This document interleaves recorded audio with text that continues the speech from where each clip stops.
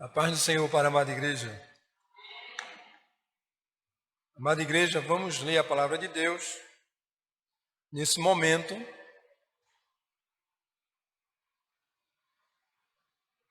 Na carta segunda a Timóteo, no capítulo 3,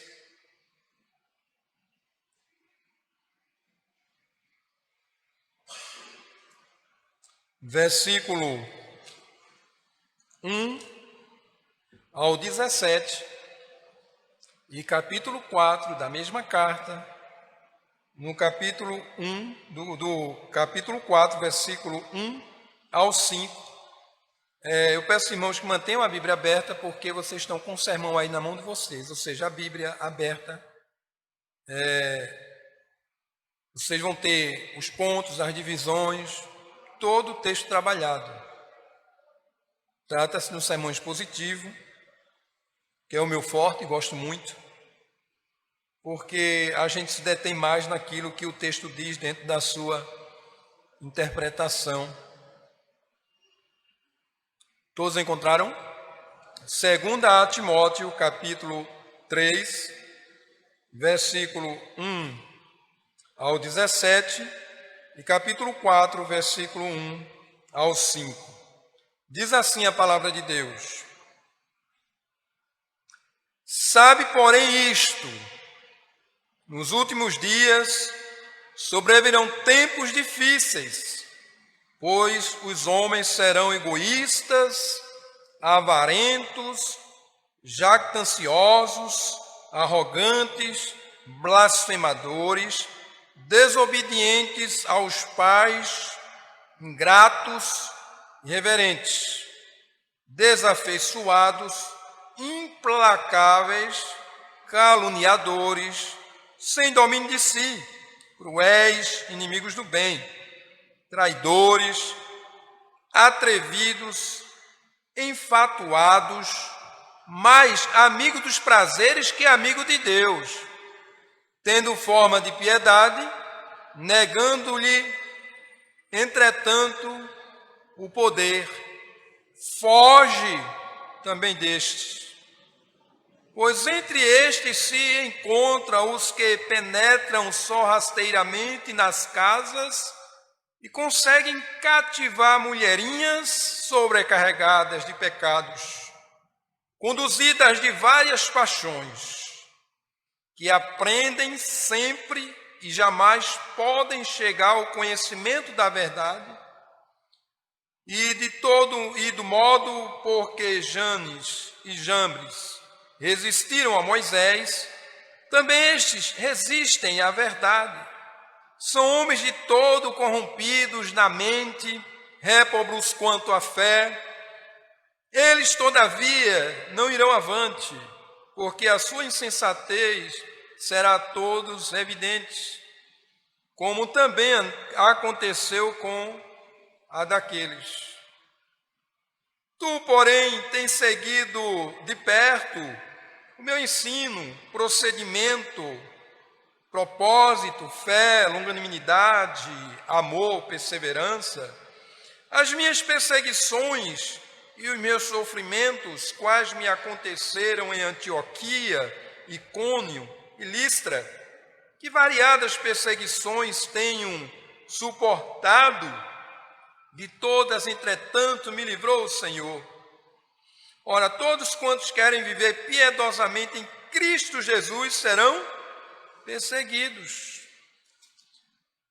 Mas os homens perversos e impostores irão de mal a pior, enganando e sendo enganados. Tu, porém, permanece naquilo que aprendeste e de que foste inteirado, sabendo de quem o tens aprendido, e que desde a infância sabes as sagradas letras, que podem tornar-te sábio para a salvação pela fé em Cristo Jesus. Toda a Escritura é inspirada por Deus e útil para o ensino, para a repreensão, para a correção, para a educação na justiça, a fim de que o homem de Deus seja perfeito e perfeitamente habilitado para toda boa obra. Conjuro-te, perante Deus e Cristo Jesus, que há de julgar os vivos e os mortos, pela sua manifestação e pelo seu reino. Prega a palavra, insta, quer seja oportuno, quer não.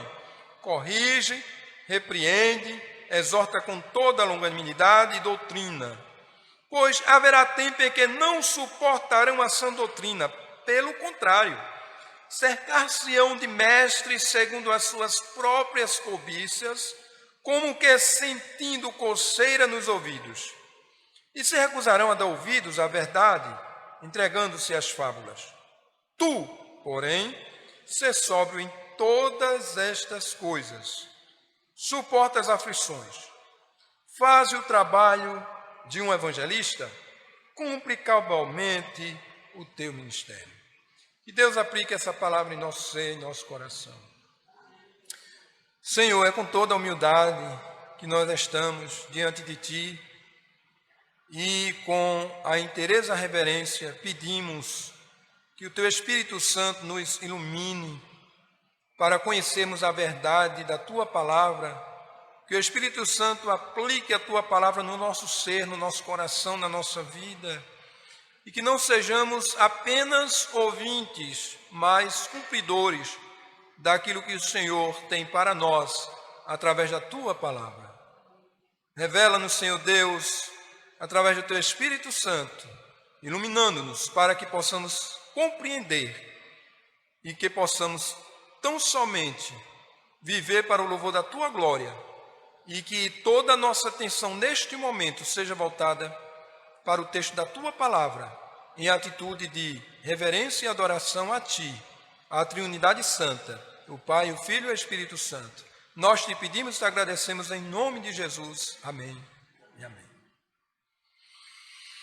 Meus amados irmãos, vivemos neste mundo dias difíceis. Muitas coisas têm acontecido. No cenário político, no cenário religioso, no cenário econômico, de várias formas, aí já entrando na questão do cenário político, que envolve também a questão econômica, não só no nosso país, mas em vários países. Por que não falar da violência? Por que não falar em outros temas como falta de amor, falta de verdade? Por que não falar de afetividade entre um e outros?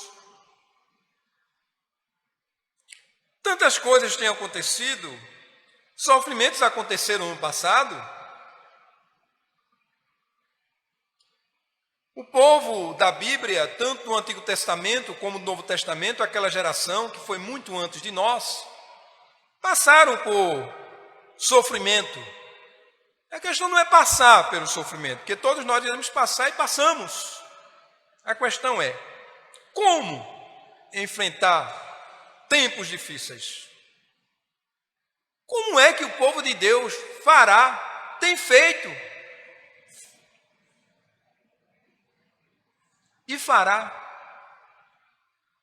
para enfrentar tempos difíceis? No próprio texto nós vamos encontrar as diretrizes que nos levam a enfrentar tempos difíceis. E todas essas diretrizes nós as encontramos na palavra de Deus. E não devemos, em hipótese alguma, se desvencilhar de nenhuma delas. Nós vamos encontrar aqui 4 verbos nesse texto que são fundamentais para compreendermos o próprio texto. Como os irmãos sabem que o verbo é ação. O texto sem verbo, ele fica sem ação. Ele não só deve ser composto de substantivo, pronome, preposição, mas ele tem a coisa central para mover o texto, que é o verbo. E nós vamos nos apropriar desses 4 verbos para entender todo o texto. Toda a temática desse texto de 2 Timóteo, capítulo 3, capítulo 4, alguns versículos do capítulo 4. Primeiro, Paulo vai usar o verbo foge, o verbo fugir, correr, sair do lugar, foge. Fugir de quê? Veja o que é que Paulo diz. Sabe, porém, isto, nos últimos dias sobrevirão tempos difíceis. O tema do sermão os irmãos encontraram aqui, não é? Como enfrentar tempos difíceis? Porque os tempos são difíceis. E ele diz, nos últimos dias sobrevirão tempos difíceis. Naquele tempo já existia e hoje existe muito mais. Pois os homens serão, aí Paulo começa a enumerar os pecados. Em outra ocasião até que ele diz, né, que os homens maus irão de mal a pior, enganando e sendo enganados. E aqui Paulo, dentro de uma outra temática, de uma outra visão textual, orientado por Deus, inspirado pelo Espírito Santo, ele construindo um texto inspirado por Deus, Deus o ilumina para que ele possa falar de uma coisa, de um termo que chama-se pecado, mas que esse pecado ele pode ser desenvolvido na vida do indivíduo de várias formas. E aí se dá nome ao pecado, mas pecado é um só para Deus. Aí fala-se pecado da prostituição, do egoísmo, do adultério, da fornicação, da falta de fidelidade, entre outras coisas. Aí Paulo começa a numerar por nome os pecados. E tem pecados mais terríveis do que outros, né? Apesar que tudo é pecado. Sabe, porém, isto, nos últimos dias sobrevirão tempos difíceis. Por quê? Pois os homens serão egoístas. Cada dia que se passa, nós vamos vivendo mais no mundo egoísta. Perceberam, irmãos? Cada um centralizado em si mesmo, é um autocentralizado. O egoísmo, o indivíduo egoísta, faz com que ele possa ver a si mesmo. Ele é o centro de tudo. O mais sábio é ele, o melhor é ele é melhor em tudo. É o autocentralizado. Ele não pensa no outro. Ele não busca ser solidário com o outro. Ele só pensa em si. Egoístas, avarentos. Quantas pessoas avarentas? Quanto mais tem, quer ter. E esse avarento aqui não é você lutar para ter as coisas, porque todos nós lutamos para ter algo. E para querer constituir algo para manter a família bem. Não entenda esse avarento assim. O avarento aqui, que o texto diz, é aquele avarento que elabora em pecado. Ele faz tudo para adquirir as coisas. Passa por cima de todo mundo. Para ele não tem nenhum questionamento da questão moral. Para ele, o que der, está pronto para o que der e vier para conseguir as coisas. E quando consegue, ele quer sempre mais. Ele não está satisfeito. A gente podia até dizer, né? Isso é muito próprio do mundo político nosso, né? Os políticos nossos, quanto mais querem. Eu estou sendo gravado, mas não tem problema dizer isso, não. Qualquer coisa que der processo, eu mesmo resolvo, né? Já está justificado, né? Então, quanto mais querem mais. E usam de todos os meios para estarem no poder e para usufruir do poder em benefício próprio. Avarentos. Jactanciosos. Arrogantes. Blasfemadores, desobedientes aos pais, ingratos, irreverentes. Esses são os nomes que Paulo dá ao pecado. Tem mais, viu? Mas ele vai dizer, sem domínio de si, desafeiçoados, implacáveis, caluniadores, sem domínio de si, cruéis, inimigos do bem, traidores, atrevidos, enfatuados, mais amigos dos prazeres que amigos de Deus. Sabe qual é a questão de tudo isso aqui? É o amor. A quem nós amamos? O amor tem definido a vida de muitas pessoas. E ninguém vive sem amor. Tem três coisas, só três coisas que podemos amar como seres humanos neste mundo. Nós podemos amar as coisas, Deus e pessoas. Tem outras coisas além disso. Coisas é genérico, né? Pode ser qualquer coisa. Pessoa é indivíduo. Qualquer indivíduo. E Deus? O Deus Todo-Poderoso. Só que as pessoas deixam de amar a Deus, deixam de amar as pessoas e passam a amar as coisas. As coisas fazem com que a pessoa seja direcionada e dirigida. Ou seja, o amor mal direcionado é um terror, é um pecado na vida do indivíduo. O amor ele tem que ser bem direcionado. Você não pode amar as coisas em detrimento do indivíduo. Você não pode amar as coisas em detrimento de Deus. Pelo contrário. O amor bem direcionado vai amar a Deus sobre todas as coisas, ou seja, Deus fica como centro em primeiro lugar. Amais a Deus sobre todas as coisas. E em segundo lugar, ao próximo como a ti mesmo. Jesus se referindo, quando perguntaram o que deveriam fazer para cumprir a lei, Jesus disse, amarás a Deus sobre todas as coisas e ao próximo como a ti mesmo. Como a si mesmo. Fazendo isso, cumprirás toda a lei e todo profeta. Ou seja, toda a lei você pode cumprir quando você ama. Porque o amor é tudo o inverso desse pecado. Perceberam?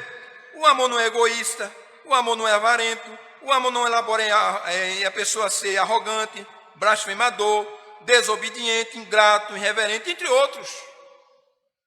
Então, se você ama a Deus sobre todas as coisas e ao próximo como a si mesmo, você está cumprindo a palavra de Deus. Consequentemente, irá cumprir outros pontos doutrinários da palavra de Deus. E aí, o que é que Paulo diz? Tendo forma de piedade, negando-lhe, entretanto, o poder, foge também destes, o verbo fugir. Nós temos que fugir de algo, irmão, sempre. Nós temos que fugir do pecado e para bem distante. O que é fugir do pecado? É evitar de pecar. E como você evita de pecar? Lendo a palavra de Deus, orando, buscando ao Senhor, se consagrando, tendo uma vida que possa dignificar, exaltar o nome do Senhor, que o nome do Senhor seja exaltado através da sua vida, em casa, no trabalho, onde você andar, deve andar de cabeça erguida, deve praticar a profissão de forma digna, deve estar no lar, como filho, como pai, como mãe, como esposa, de forma digna. Então foge dessas coisas. Paulo está dizendo, foge desses pecados. Como enfrentar tempos difíceis? Fugindo dos pecados, que tão de perto nos assolam. Porque a Bíblia diz que o diabo anda em derredor, buscando a quem possa tragar. Ele vive 24 horas querendo nos destruir. Ele é especialista nisso.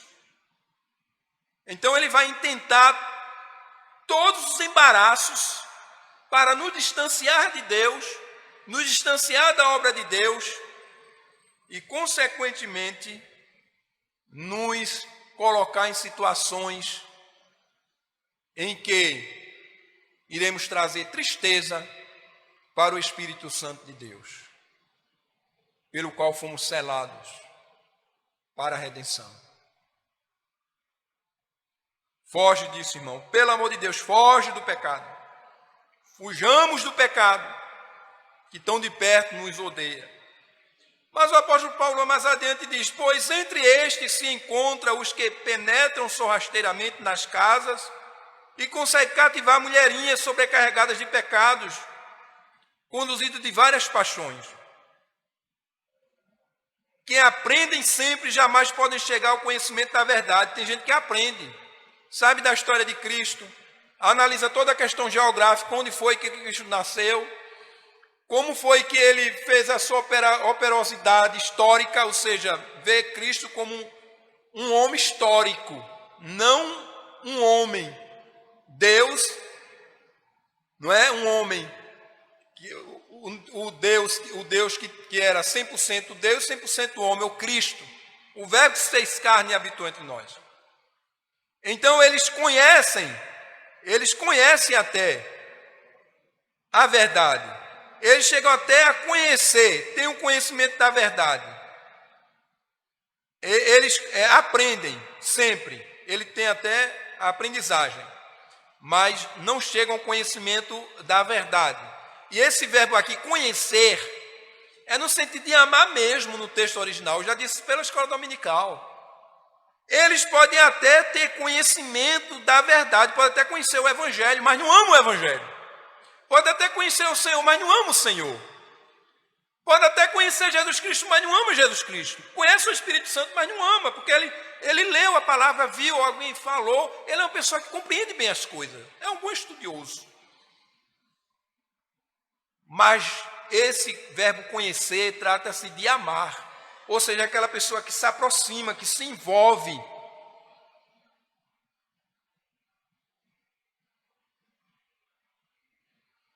Aí ele diz assim, vou pular alguns versículos aqui, diz, eles todavia não irão avante. Ou seja, foge dessas pessoas que não irão avante. Um dia ele vai parar no caminho.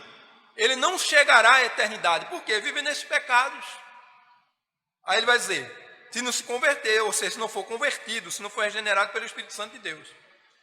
Eles, todavia, não irão avante, porque a sua insensatez será a todos evidente, como também aconteceu com a daqueles. Então, o primeiro verbo, como enfrentar tempos difíceis, é fugir, foge do pecado. E o segundo verbo, versículo 10. Tu, porém, Paulo se reportando a Timóteo, esta carta era uma carta dirigida a Timóteo, que é considerada como carta pastoral, entre outras que Paulo escreveu, a Tito, entre outras. Mas essa carta, ela foi direcionada a Paulo, mas era uma carta circular. Em toda aquela região, essa carta passou a fazer parte daqueles grupos que se reuniam para adorar a Deus. E, consequentemente, passou para toda a comunidade, chegando até nós. Faz parte do cânon das Sagradas Escrituras. Faz parte dos livros que foram inspirados por Deus. Então ele diz, tu, porém, tens seguido. Então o verbo fugir, e agora foge, e agora o verbo segue. Tu, porém, tens seguido de perto meu ensino. Olhe, eu confesso a vocês, quando eu começo a ler as cartas paulinas, quando eu começo a estudar alguma coisa sobre o apóstolo Paulo, o missionário que ele foi itinerante, eu até costumo fazer uma interrogação a mim mesmo. E diga assim, por que é que hoje a gente está com tanta tecnologia, tem aí a internet, a mídia social, entre outros meios de comunicação, é tão fácil. Hoje nós não encontramos um missionário que pregou mais do que Paulo. Não tem. E eu dizia isso em uma certa ocasião, estava pregando em um determinado lugar, e tinha um missionário que já tinha viajado por vários lugares. Aí ele confirmou comigo que ele entende muito mais dessa matéria, de missão tanto nacional, como regional, como transcultural, viajando por vários países. Mas porque era um homem que amava a Deus, que amava a palavra de Deus, e que nada neste mundo prendia. Ele não estava tendo o amor direcionado para as coisas, mas ele estava direcionando seu amor para Deus, estava direcionando seu amor para com as pessoas, e conseguia assumir a sua função como missionário itinerante, e nada podia deter o Paulo, o apóstolo. E ele dizia apóstolo entre os gentios, apesar de pregar também para os judeus. Tu, porém, tens seguido de perto. Seguido de perto o quê? O meu ensino. Eu digo que Paulo é ousado. Veja o que ele diz. Tem seguido de perto o meu ensino. Mas só que esse ensino que ele diz não era dele próprio, era o ensino de Deus. Ele pregava o que os profetas diziam lá no Antigo Testamento, que a palavra de Deus dizia através dos profetas. Ele estava falando do que o próprio Jesus disse. E qual era o ensino de Paulo? Paulo falava sobre amor, sobre paz, sobre honestidade, sobre perseverança, sobre fé, sobre justificação, sobre o amor de Deus, sobre o amor ao próximo. Entre outros temas maravilhosos. Que homem é esse? Por isso que ele tinha ousadia e poderia dizer, eu digo que ele era ousado porque ele era mesmo. Dentro do limite que é proporcional à pessoa para ser ousado.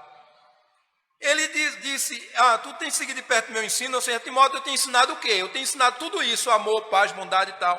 Poderia ensinar até outra coisa, porque foi um homem que foi abandonado pela família, foi perseguido, foi desprezado, em vários momentos esteve preso, em prisões, não porque cometeu crime, mas por amor ao evangelho. Hoje, nós vivemos numa vida bem confortável, não é? O mais pobre que seja, praticamente, a pessoa tem até um lugar para dormir, não é? Imagina a vida de Paulo como não era. Prisões e mais prisões. Quando a gente vai ler a carta paulina, quando vai ler o histórico sobre a história do cristianismo, né? E a gente vê ali dentro da matéria alguns dados históricos, extra-bíblico, né? Só como histórico vale. E a gente vai ver que foi um homem que passou muitas dificuldades. E até a própria Bíblia mesmo registra nas cartas dele que ele foi preso em vários momentos. Não tinha vida boa. Podia ser um homem amargo, um homem egoísta, um homem avarento. Podia ser, agora eu vou me transformar. Paulo podia dizer, né? Pregar amor que nada, rapaz, o povo quer me destruir, minha família me desprezou, eu estou preso na cadeia, não fiz nada. Eu, um homem santo desse, sofrendo tudo isso, enquanto tem aquele que não sabe nem orar, está na benécia, Deus dá tudo a ele. Não, irmãos, não. Sabe por quê? Porque o amor dele era bem direcionado. Ele sabia como enfrentar tempos difíceis. E para enfrentar tempos difíceis, ele tinha que fugir do pecado. Então, ele não ia se envaidecer. Ele tinha que ser humilde diante de Deus, para fazer a obra de Deus. E, ao mesmo tempo, ele sabe que tem que seguir o quê? Os ensinos da palavra de Deus. Tem que seguir o quê? Ele vai dizer, o meu procedimento, qual é o procedimento de Paulo? O procedimento de um cristão, de um homem regenerado, de um homem transformado. Propósito, qual era o propósito de Paulo? Anunciar o evangelho, pregar a palavra de Deus, apresentar Cristo, toda a honra e toda a glória era dada a Deus. Para ele não tinha, ele disse que tinha que pregar o evangelho, ele dizia, ai de mim se não pregar o evangelho, ai de mim. Era uma responsabilidade que estava sobre os ombros de Paulo, Paulo sabia dessa responsabilidade. Ele não fazia a obra do evangelho, a obra do missionário só por fazer, ele fazia porque ele tinha amor, ele botou o coração naquilo. Ele estava entre a vida e a morte. Ele preferia a morte a não pregar o evangelho. Se for para morrer, morro pregando. Não tenho minha vida por preciosa, contanto que cumpra a carreira. Vejam bem. Aí ele vai dizer procedimento, propósito, fé, longanimidade, amor, perseverança. E ele vai dizer quantas perseguições eu sofri. Já naquela época, quantas perseguições eu sofri, quantos sofrimentos. E ele vai dizer os lugares onde aconteceu, entre outros, mas ele destaca aqui 3. Antioquia, Icônio e Listra. Sofreu essas perseguições de necessidade, foi preso, enfim. Ele vai dizer, que variadas perseguições tenho suportado? De todas, entretanto, me livrou o Senhor. Mas, ele vai dizer, ora, todos quantos querem viver piedosamente em Cristo Jesus sofrerão perseguições. Mais uma vez, né, a teologia da prosperidade cai por terra, não é? Como eu dizia pela manhã em outro texto, veja. Ora, todos quantos querem viver piedosamente em Cristo Jesus serão perseguidos. Nós seremos perseguidos mesmo, irmão. Não fique brincando pensando que não vai ser, não. Vai mesmo. Vá procurar viver só a verdade para você ver. Você é perseguido às vezes pelas pessoas da família porque não gosta de você, que só fala a verdade. Você é perseguido na igreja onde você lidera. Você é perseguido no presbitério onde você faz. Você é perseguido em todo lugar. Porque você não faz média, né? Como o povo diz na linguagem popular, média. Você não faz trapaça com ninguém e você quer as coisas certas. 8 é 8, 18 é 18. Mas eu vou dizer que é 8 para agradar. Lá na frente você fica desqualificado, porque o povo sabe que você diz 18 aqui, lá na frente diz 16, e aí você diz 29. Você tem que ser verdadeiro em todas as circunstâncias da sua vida, custe o que custar. A Bíblia diz: conhecereis a verdade e a verdade vos libertará. Se, pois, o Filho vos libertar, verdadeiramente sereis livres. Deus não é um Deus de mentira. Deus não é um Deus de trapaça. Deus é verdadeiro. Quando você não gostar de uma coisa, chega para a pessoa com toda a educação, com todo o respeito: olha, eu não gostei não, fulano. Tu me distratou. Fico fazendo... Não, porque não sei o que, para agradar não. Eu não estou dizendo que você seja mal educado, mas que você seja verdadeiro em tudo. Fulano, eu vou para tal lugar. Se chover canivete, dá para você andar pelos canivetes, vá. Se não der, você telefona para a pessoa, justifique, tente justificar, diga a alguém, manda um recado para aquela pessoa, pelo amor de Deus, que eu não vou poder ir, não seja tratante. Isso faz parte de crente. Tem crente que ninguém confia mais na palavra dele. Porque ele não é verdadeiro. Os tratos que ele faz é trapo de imundícia, ele não cumpre um. Tu, porém, te segui de perto o meu ensino, as minhas perseguições. Aí ele vai dizer: mas os homens perversos e impostores irão de mal a pior, enganando e sendo enganados. Faltam com a verdade. Tu segues o meu exemplo. Tu toma-me como exemplo, até Paulo disse, né? Em outra ocasião, em outro texto, ele disse: sede meus imitadores.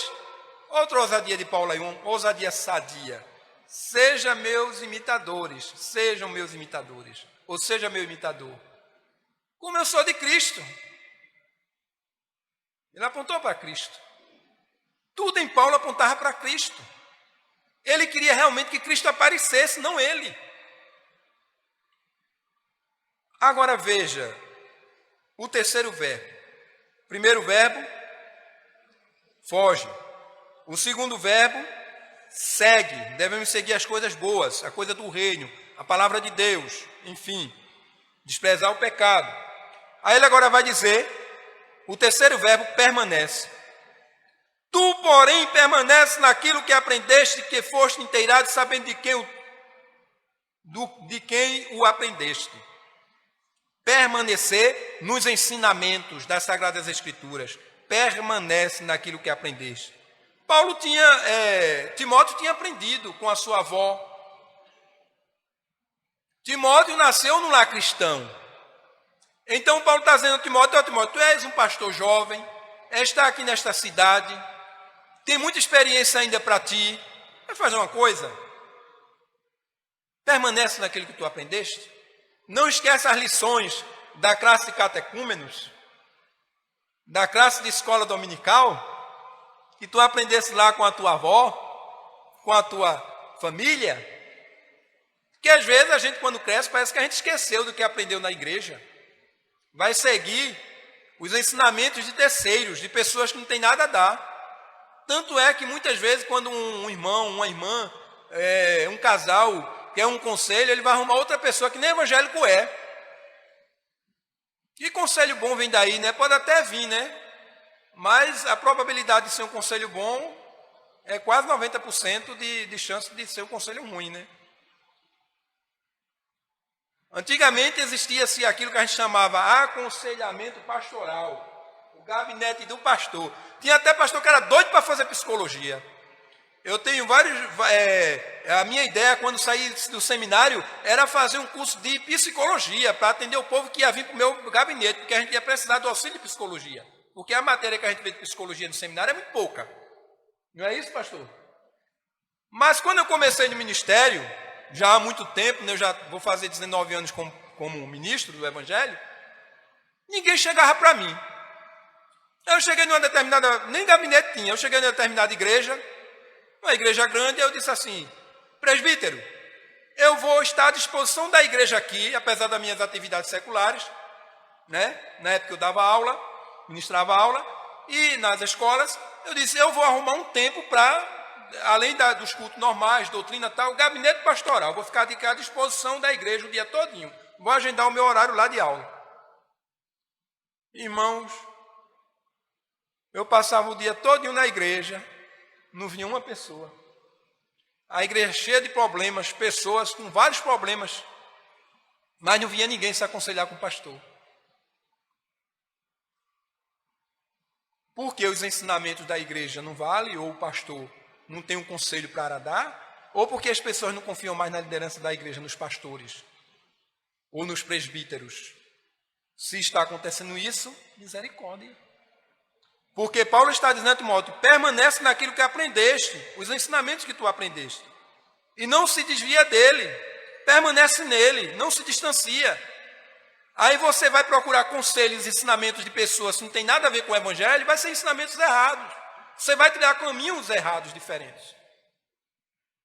Sem contar que antigamente o pastor recebia casal, que às vezes estava com problemas, com dificuldade no casamento tal, e a gente chegava, aconselhava tal. Eu sou o pastor mais novo, né? Tem outros mais antigos, mas pelo menos em 9 anos é um pouquinho de tempo.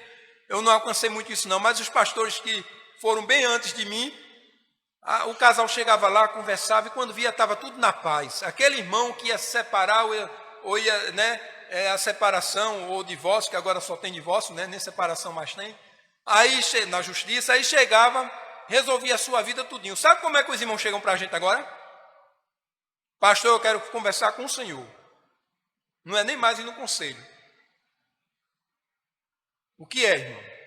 Olha, eu estou me divorciando, já tem uma ação tudinho tal, já está tudo certo já. A gente vai fazer assim, assim, porque procurou o pastor para quê? Já está resolvendo na justiça, né? O seu litígio, resolva para lá. Né? Só vim comunicar ao senhor, pastor. Sim, e aí? E por que não veio antes, para evitar?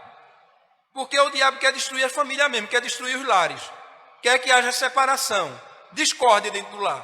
Porque o diabo, ele é amigo da discórdia. Irmãos, permaneça no que aprendeu. Procure ser tolerante. Duas pessoas não convivem sem ser tolerante. Um tem que ser tolerante, outro tem que ser tolerante também, entre outras coisas. Bom, aí ele diz, sabendo de quem o aprendeste, e que desde a infância sabe as sagradas letras, que podem tornar-te sábio para a salvação pela fé em Cristo. Aí ele vai falar, que letra é essa que ele está falando? Toda a escritura inspirada por Deus é útil para ensinar.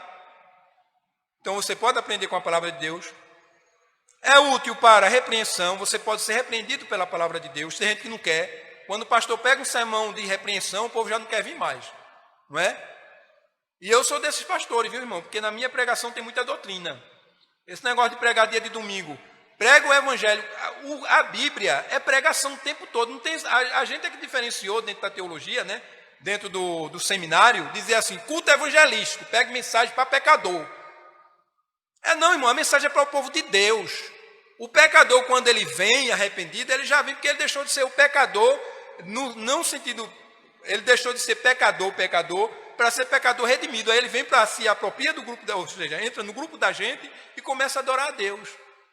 Porque ele ouviu a palavra sobre mansidão, sobre domínio próprio, sobre arrependimento, sobre o Deus que é todo poderoso, sobre como deve viver o indivíduo. Pregação é uma só. Você não vai ver na carta de Paulo dividindo culto de domingo e culto de sábado, até porque ele não tinha nem isso. Se reuniam no domingo, é verdade, dia do Senhor. Mas tinha momento que eles se reuniam no momento que desse, porque tinha domingo que não dava para eles se reunir não, irmãos, porque tinha perseguição. Olha, os soldados vão passar por aqui, hoje não vai dar não, a gente vai na segunda mesmo, a gente vai na terça. Hoje é o dia do Senhor, mas não dá de jeito nenhum, porque se a gente for, vai todo mundo preso. Aí a gente fica aliviando, e a igreja caminhando e tendo ensinamentos errados, a gente traz ensinamento doutrinário para o culto de doutrina, e o povo não vem de culto de doutrina, porque o povo tem várias atividades. Aí o povo deixa de aprender. Aí você prega aqueles pontos básicos, não é, de Nicodemos sendo convertido, não elabora nenhuma teologia ali que venha impactar o indivíduo. O indivíduo, eu estou melhor do que Nicodemos, olha, está vendo tu? Eu estou melhor do que Nicodemos. Nicodemos era tudo isso, precisava se converter. E eu somente que Nicodemos não precisa me converter, então tá uma beleza para mim. Estou ganhando para Nicodemos, 10-0 Nicodemos. Né? Nicodemos era um piedoso, era isso, era aquilo outro, mas precisou se encontrar, né, com a verdade e conhecer o evangelho de verdade para poder ser regenerado. E a gente está ganhando para Nicodemos, está ruim, tá, irmão? cheio de mazelas. É bom a gente pensar, permanece. A fim de que o homem de Deus seja perfeito, perfeitamente habilitado para toda boa obra. Então, como nós devemos, já estou concluindo, falta o último verbo, né, que eu disse ia falar de 4 verbos, para entender o texto. Como enfrentar tempos difíceis. Primeiro, só para relembrar, fugir de quê? Dos pecados. Segue o quê? O Evangelho, a palavra de Deus, não é? Segue o Senhor. E permanece, você deve seguir, mas deve permanecer. Que tem gente que até segue o Evangelho, mas não permanece. Chega lá na frente e ele cai, ele desiste, ele vai embora. Ele sai da igreja por conta da liderança, por conta do pastor. Às vezes não gosta muito, né, do pastor, às vezes não é muito agradável, às vezes é feio, feito eu. Aí o povo não quer ver todo dia, né? Aí quer outro pastor, aí quer outros presbíteros, quer fulano, quer beltrano, se agrada de um, não se agrada de outro. Tem aquele grupo que ele gosta, ele é mais que isso desse grupo, do aquele outro não é. Peraí, irmão, você serve a quem? Eu sirvo ao Senhor. Eu mesmo pouco estou me importando como pastor, se a igreja vai me querer como pastor ou vai me querer como não pastor. Eu não tenho nenhuma dificuldade com isso, eu sou do Senhor, sou crente, servo de Deus, isso é o mais importante. Fui chamado para o ministério, amo o ministério, gosto muito do ministério, mas permaneço com o Senhor, permaneço na palavra de Deus. Quero permanecer na palavra de Deus. Mas porque o irmão ali não gosta muito do seu não, pastor? Amém. Graças a Deus, né? Por que não? Ele tem o direito dele de não gostar de mim. Agora, irmãos, permaneça colaborando com a igreja, participando da igreja, vindo à igreja, servindo ao Senhor, porque você vem aqui é para servir ao Senhor. Não é nem o pastor, nem os presbíteros, não. Acabo com esse negócio, está ruim, eu vou para outro lugar. Nada, irmão. Se a gente fosse fazer isso em casa, estava ruim, não estava não. O filho foi mal criado, vou deixar agora a casa mesmo. Por quê, pastor? O meu filho soltou uma malcriação. Crio ele nunca fez nenhuma malcriação, mas tem tantos anos. Ele tinha a mulher, disse uma coisa que eu não gostei, vou embora. Hoje mesmo, vou arrumar as malas, vou embora. E o pai disse que eu sou feio. Sempre ele disse que eu era bonito, mas eu desagradei ele, ele disse que eu sou feio. E muitos dos meus amigos me convenceram que eu sou bonito. Então não fique em casa, porque meu pai disse que eu sou feio, eu vou embora. Mas isso a gente quer fazer na igreja. Vou embora porque não gosto do pastor. Vou embora porque não gosto do presbítero. Vou embora porque não gosto do irmão A. Vou embora porque não gosto do irmão C. Você é parte integrante deste corpo. E Deus lhe chamou para você levar essa obra adiante. Você tem toda a responsabilidade. Quanto tem os presbíteros, ou o conselho e o pastor da igreja. Você é um missionário também. Você foi vocacionado e comissionado para a obra de Deus. Se você deixar esses bancos aqui, o povo passar lá na frente, uma pessoa visitar, vir um irmão aqui, ele não vai vir mais não, é culpa sua. Você está enfraquecendo o reino de Deus. Não fique em casa não, vem à igreja, para você aprender a palavra de Deus. Não tenha medo de exortação não, porque a palavra de Deus serve para repreender, correção e educação e ensino. Mas vamos mais adiante, vamos ver o último verbo, para não demorar muito, para a gente sair daqui de meia-noite. Conjuro-te perante Deus e Cristo Jesus, que há de julgar vivos e mortos, pela sua manifestação e pelo seu reino. Prega, o verbo pregar, prega a palavra. Aí ele diz a Timóteo, insta, quer seja oportuno, quer não, corrige, mas para pregar a palavra corrigindo. Assim como eu faço, sem medo. Sem medo que o povo me chame para ser pastor. Se me quiser como meu pastor, eu tenho que pregar a palavra mesmo, como ela é. Por isso que eu só prego texto expositivo, não desclassificando sermão temático, entre outros, histórico. Prega a palavra, não tenha medo não. Eu entrei em uma determinada igreja para ser pastor, e eu pregando, aí teve um presbítero que disse, pastor, olha, o senhor pregando assim, o povo vai tudo correr, porque o povo trabalha, estuda, faz faculdade, com uma dificuldade medonha, chega aqui, o senhor vai falar sobre pecado, sobre arrependimento. Esse povo vai vir para a igreja não, pastor. Eu disse, o senhor como presbítero, muito bem, obrigado, o senhor está ótimo. Só que o senhor tem que supervisionar mesmo, não é? A igreja, Mas o senhor pode supervisionar a igreja se eu estivesse pregando doutrina errada da palavra de Deus. Eu não estou pregando, eu tenho consciência do que estou pregando. Jamais pregarei doutrina falsa, porque eu sei a quem eu tenho servido e eu prego a palavra de Deus, que é verdade. Imagina Cristo dando uma aliviada, né? Para Nicodemos, príncipe dos judeus, professor, afamado, todo mundo conhecia. Esse homem é o dono da Coca-Cola. Todo mundo conhece esse homem como o maior intelectual. Jesus disse assim: é preciso você nascer de novo, Nicodemos. Isso o que, Jesus? E primeiro ele elogiou, né? Porque o povo gosta muito disso, né? Infelizmente. Aí elogia: fulano, tu és bom, viu? Fulano, olha. Né? Aí para receber outro elogio também, né? Isso é clichê da sociedade. A sociedade cheia de clichê, né, irmãos? Aí disse: tu és mestre, vindo da parte de Deus. Porque ninguém faz esses sinais que tu fazes se Deus não for com ele. Aí Jesus muda totalmente a direção do diálogo. E é interessante que o diálogo, quando você entra no diálogo, você fala uma coisa coerente com aquilo que alguém lhe falou. Você vai responder aquilo ali. Jesus fez tudo o contrário. Parece que Jesus não sabia nem português. Na época era outro idioma, né? Mas eu estou dizendo que fosse agora o português, né? Ele foi elogiar. Aí para a questão do próprio texto, Jesus pegava e elogiava também, né? É, rapaz, eu ouvi dizer, tu és mestre aqui, né? Ensina aqui o pessoal, é conhecido de todos. Ah, beleza, eu ouvi falar de tu, viu, Nicodemos? Você é uma pessoa excelente. Mas eu quero dizer alguma coisa a você. Você precisa nascer de novo. Jesus não fez nem arrudeio do clichê secular, do clichê social. Ele foi logo direto. É preciso nascer de novo. Aí Nicodemos agora precisou aprender, né? Porque a gente acha que sabe de tudo, nunca sabe, né? Tem que fazer como Sócrates. Só sei que nada sei. É? Aí você vê. Estava Jesus lá, com Nicodemos. É preciso nascer de novo. Como é que um homem pode nascer de novo sendo velho? Vai entrar no ventre da mãe e nascer de novo? Aí Jesus diz a Nicodemos: não, Nicodemos não é isso não. Quem é nascido da carne é carne. Quem é nascido do pai e da mãe, nasce do pai e da mãe. É um bebezinho. Quem é nascido da carne é carne. Quem é nascido do Espírito é Espírito. É necessário dizer o quê? Nascer do Espírito, que é isso?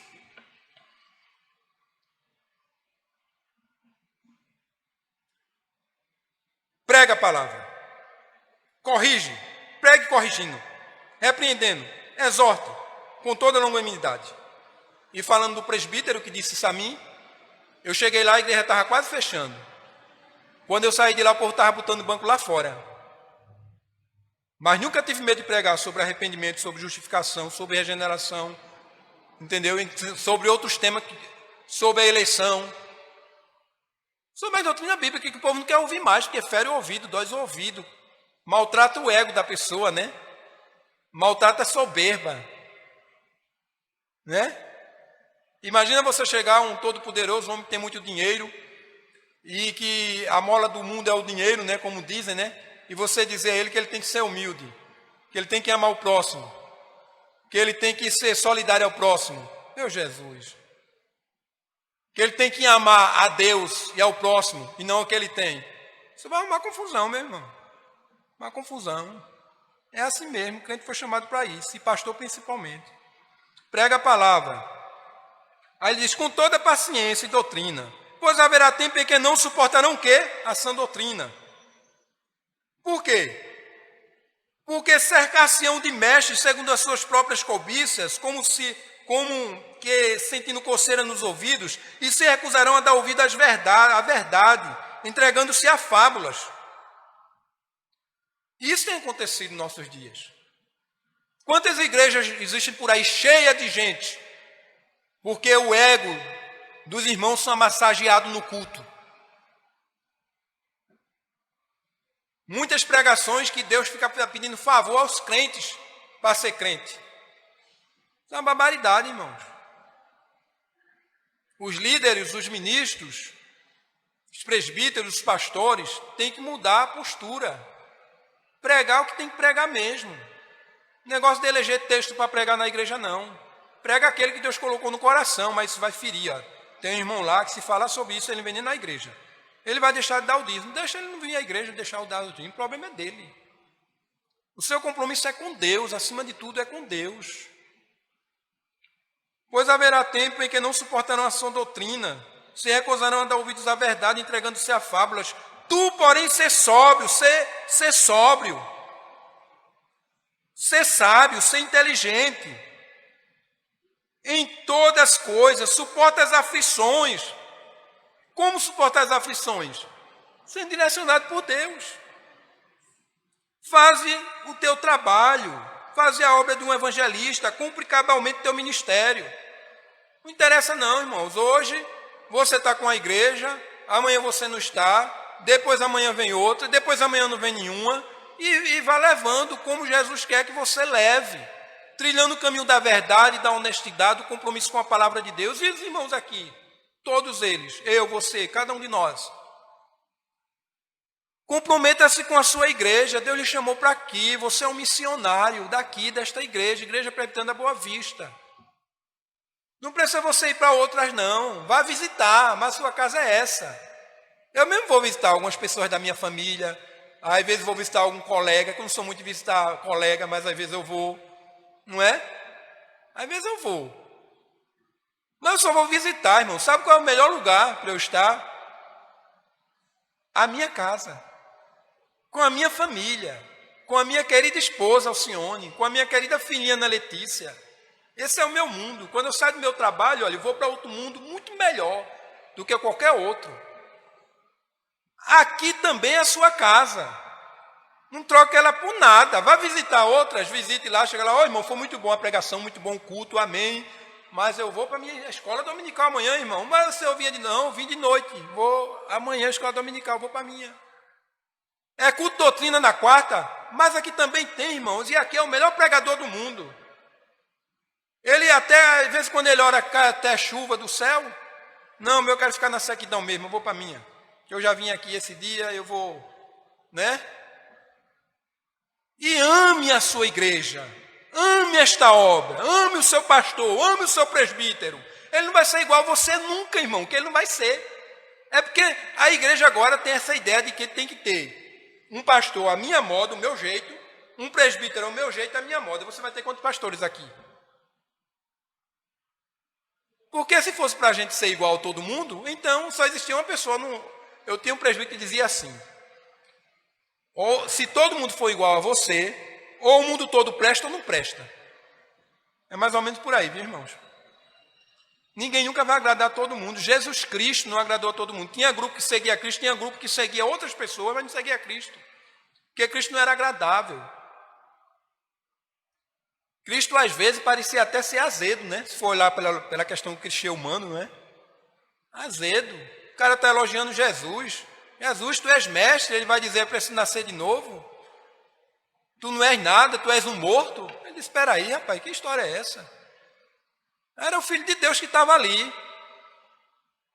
Quando ele chegou para o culto no templo, tinha gente vendendo coisas tal, e naquele fazendo da casa do Senhor, casa de comércio. Ele disse, não, está errado. Está errado, aqui é casa de adoração. Como se faz hoje, né? O povo vende cura, o povo vende expulsão do demônio, o povo vende um bocado de coisa, né? Por aí, né? É sobre aquilo que Cristo estava falando. Entendeu?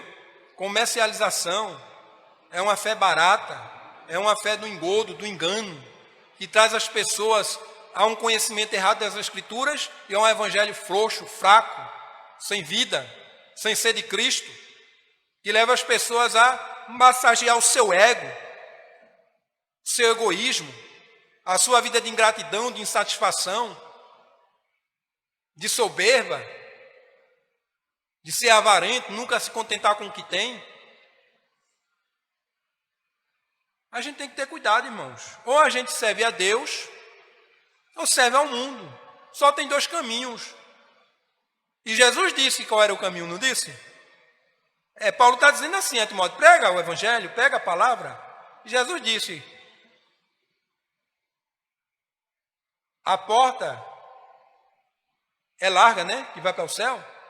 É bem larga a porta que vai para o céu, entra todo mundo, atravessado de todo jeito.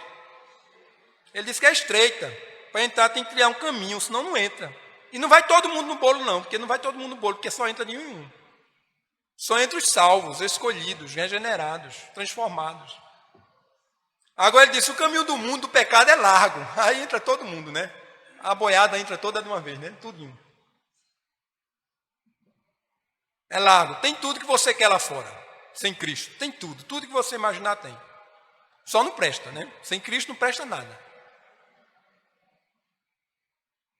Que Deus nos abençoe, irmãos, que Deus nos ajude, que Deus anime essa igreja, que Deus anime esse conselho, que Deus anime o pastor, que Deus anime todos que são envolvidos nesta obra, que esta igreja vá avante, porque eu não acredito que tenha um irmão, um crente, nem sequer, quiçá, um visitante aqui, que queira que essa obra dê mal, ou que qualquer outra obra seja parada, estanciada, estancada. Não tem nenhum.